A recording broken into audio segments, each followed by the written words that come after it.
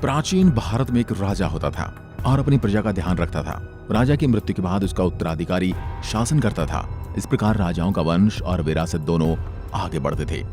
आज भी कुछ परिवार ऐसे जो अपने पूर्वजों की विरासत को जिंदा किए हुए हैं। रईसजादे शाही परिवार इतनी शान से रहते हैं कि अच्छे से अच्छा अमीर आदमी इनकी रईसी के सामने बौना लगता है। तो देखिए आज भारत के 10 शाही परिवार जिनकी रईसी के सब दीवाने हैं। नंबर 10, पटौदी के नवाब। इस शाही परिवार को हर कोई जानता है। पटौदी राजवंश को पहले भारतीय शीर्ष टीम के प्रमुख और भारतीय क्रिकेट टीम के पूर्व कप्तान मंसूर अली खान पटौदी संभालते थे। इस परिवार की परंपरा अब बॉलीवुड के नवाब सैफ अली खान आगे बढ़ा रहे हैं। पिता के बाद सैफ अली खान को पटौदी खानदान का 10वां नवाब बनाया गया है। अभिनेता सैफ अली खान ने अमृता से तलाक ले लिया था और एक्ट्रेस करीना कपूर से शादी कर ली थी। वहीं करीना जो भी बहुत ट्रोल हुई थी, सैफ और करीना के 2 बेटे हैं और कुल 4 बच्चे हैं। आज के समय में सैफ 800 करोड़ रुपए के महलनुमा पटौदी पैलेस के मालिक हैं, तो सोच ही सकते हैं उनकी संपत्ति कितनी होगी। नंबर 9, बड़ौदा के गायकवाड़। गायकवाड़ ने 18वीं शताब्दी की शुरुआत से ही बड़ौदा में सत्ता संभाली थी।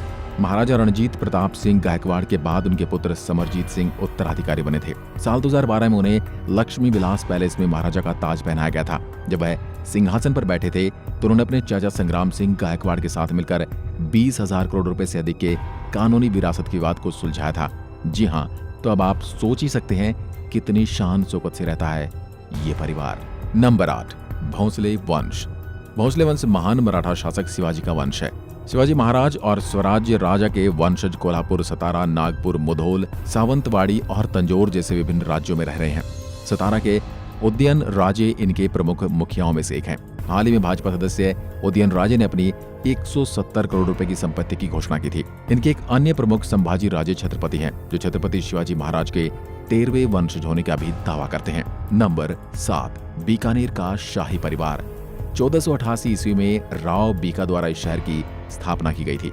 बीकानेर के वर्तमान शाही परिवार का नेतृत्व महाराजा रवि राज सिंह कर रहे हैं, जो बीकानेर के 25वें महाराजा हैं और इनकी रईसी पूरे बीकानेर में छाई हुई है। नंबर 6, राजकोट का शाही परिवार।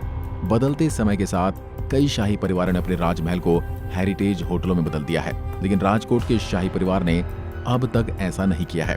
वर्तमान में युवराज मानदाता सिंह जडेजा इसके प्रमुख हैं। ये शाही परिवार अब बायोफ्यूल डेवलपमेंट और हाइड्रो पावर प्लांट में निवेश कर रहा है और शान और शौकत से दौलत की बाजार को बढ़ाए जा रहे हैं। नंबर 5, अलसीसर का शाही परिवार। अलसीसर के शाही परिवार ने खेतड़ी के राज्य पर शासन किया था। वर्तमान में इस परिवार के मुखिया महाराजा अभिमन्यु सिंह हैं।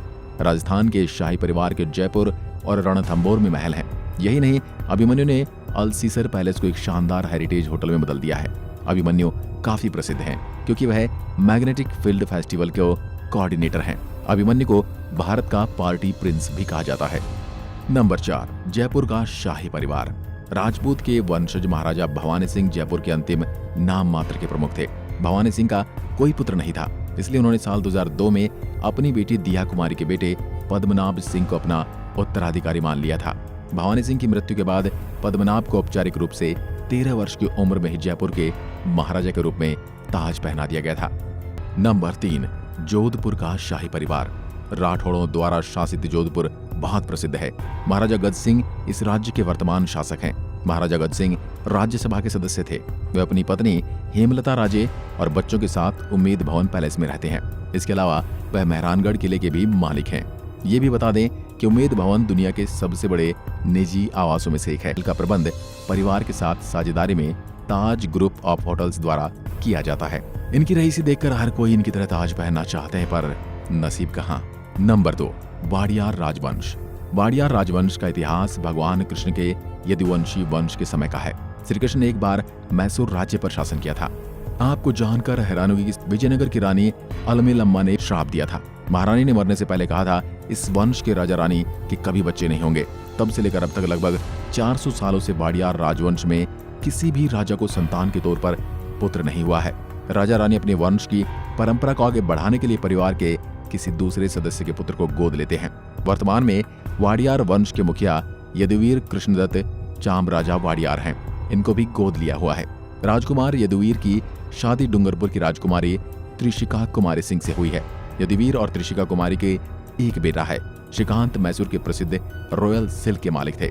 श्रीकांत दत्त की मौत के बाद यदुवीर ही रॉयल सिल्क के मालिक हैं। नंबर 1, मेवाड़ राजवंश। मेवाड़ सबसे पुराने राजवंशों में से एक है।